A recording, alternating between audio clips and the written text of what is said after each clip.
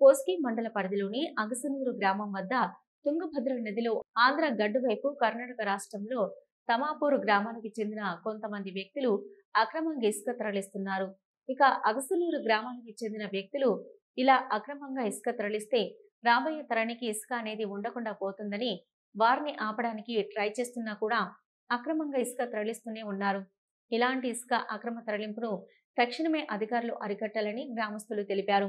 ఆంధ్ర, కర్ణాటక ప్రాంతాలకు చెందిన వారు అక్రమంగా ఇసుక తరలిస్తే అలాంటి వారిపై తక్షణమే చర్యలు తీసుకోవాలని వారన్నారు.